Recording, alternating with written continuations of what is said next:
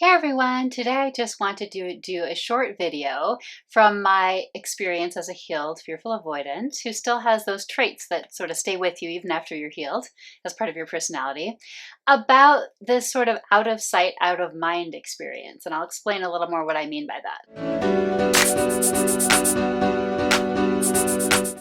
So, do you have anyone in your life, or are you this person who really is invested in relationships where you're seeing someone pretty frequently, either because you live with them, they're part of your family, or because they're in town and they're a closer friend.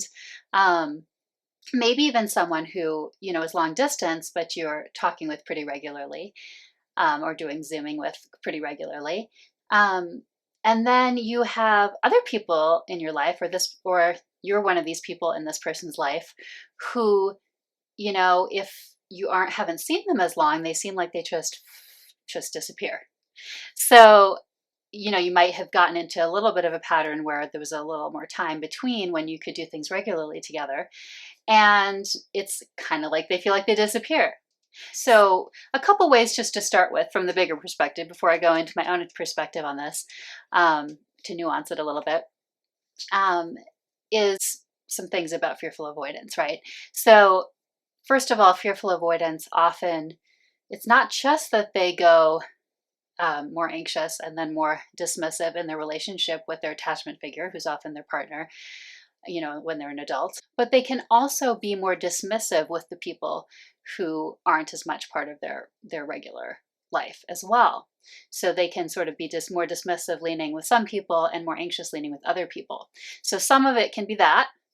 And then in terms of the out of sight, out of mind aspect for fearful avoidants tend to go pretty deep with people when they're right there with them and they're interacting with them and they're getting into a conversation. And then when they're not right there to be in the conversation with, it's very different, right? That's where it's like they're not able to interact with you right there like that. So they're not at a level of depth, so they don't necessarily consider the other aspects of connection quite the same way. And so if they're not doing that with you, that just might not be as like top of their needs to participate in those other ways that aren't as deep with you.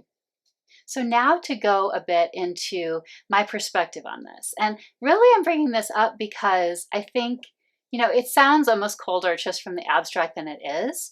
And that's not to excuse it. I'm going to talk a little bit at the end about what you can do about this, because absolutely, if you're dealing with someone who's doing this and you're out of sight, out of mind, and that's not what you want, you can do things about that.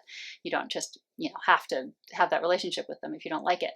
But it's interesting because my perspective, as a healed FA who still has this very much as part of my personality, I would say.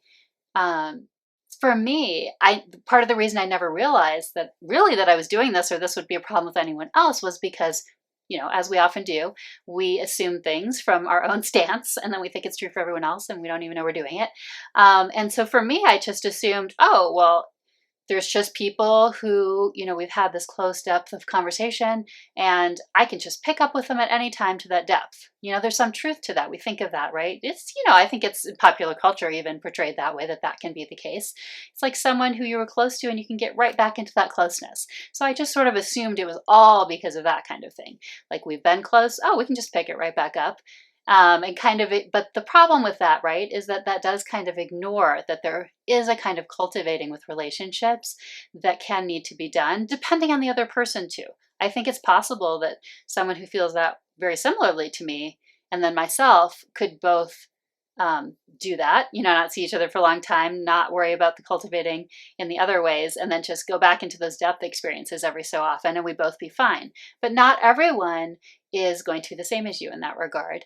And if you're not the same as someone who's doing this with you, it's very important to realize that it doesn't have to be that way either. So I guess my point from this is that I view it, just to not take it personally, I guess. It's usually nothing personal to you. This is their way of being, these people like me who have somewhat that out of sight, out of mind thing going on. It's not, so number one, it's not, even though it feels pretty hot and cold, it's not actually personal. It's nothing to do with you. And the number two is that in fact, they probably still are viewing you very warmly, or they very, very well may be. Like I said, some of those people who I haven't interacted with for a long time, but I have this feeling like I could pick it right back up. I actually view them extremely fondly. It's almost like I think that's a benefit, like this really like highlight of that relationship is that I feel like that is possible to do with them. So of course that's not okay if that's not how they feel about it. But interestingly, it's definitely nothing to do with something negative about them. It's almost like I'm viewing them more positively. And so I guess what I would call that piece is that there's almost like more, or maybe this is a slightly different point, but there's almost like, I think for people like this, like me, almost this like security feeling in the depth of the relationship. Like I can trust that it still be there when I've been deep with someone. And so in that way, it's sort of a compliment. Like I said, maybe not the right compliment that you want if it doesn't work for you, but at least how it is perceived on that side. Finally, that out of mind part isn't strictly true. Like maybe you can probably tell this just from how I've been talking about this already in these kinds of relationships in my life. It's not that they'll never think of you. You're not completely out of mind. It's more like, I don't know how to explain it exactly, but it's more like you're not currently in the arena of what they're engaging with in certain ways, like certain more of those practical kind of cultivations, checking in or that kind of thing. Like you're not in that arena like of their life and how they're engaging with that part of their life. So they may still very well think of you. And I definitely think of people who I haven't seen in a long time. But I'm not, that doesn't, for somebody else, that might mean, oh, I should call them right now. And for me, it doesn't necessarily mean that.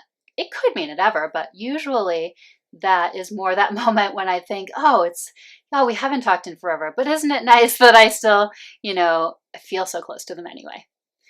So hopefully that just gives you an interesting perspective. I think sometimes it's nice to ground and nuance some of these concepts that are so important and helpful into people's actual experience, so we can sort of see what it looks like, partly in order to identify it better, because it's hard to see it if it's all abstract and we're thinking of it a different way, in order to make changes even. And also because I think often we do take things so personally, and it's hard not to do that. And so I think sometimes understanding the other perspective can be helpful for not taking it personally. But of course that segues into the final point, which is kind of what to do about that if that's not working for you. Because even if you don't take it personally, that doesn't mean you want it to go that way if that doesn't work for you. So, of course, I think a big part here is to understand for yourself if something isn't feeling right or something's feeling kind of bad in this relationship with the other person who's doing this out of sight, out of mind thing.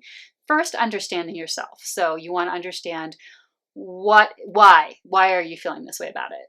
And, your responsibility here, I think, is to realize that somebody else might not feel that way. Like I said, there could be two people very similar that way, and that doesn't bother them. So understanding yourself and like particularly what it is you need. It might be helpful to understand your attachment style, but just other things about yourself in general. What is it you need? And it can look a little bit like, what would your ideal be in this relationship?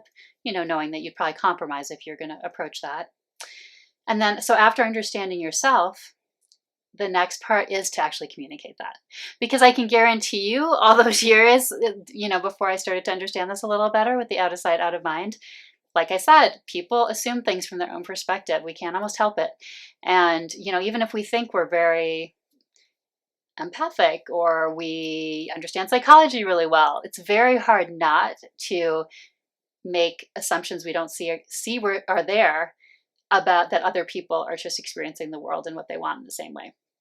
So you really do need to speak up about what you want to this other person. Just basically assume we don't know. So part of that not being intentional, not taking it personally, is they don't know either. And so that doesn't mean it's okay to continue as is, but it also means that there's communication that needs to happen. And then, so hopefully you'll have that conversation and you can make some sort of agreement that works better for both of you. And then the third point would be that if you really can't make it work, it may just be that relationship isn't the right one for you. You do not have to put your energy into that relationship if you're not getting what you would want out of it. for example, more frequent contact or check-ins. So hopefully that was helpful. Like I said, I like to try to give a little bit of real world examples as I can, just so we can try to sort of see how these operate as we actually have our lives in the world.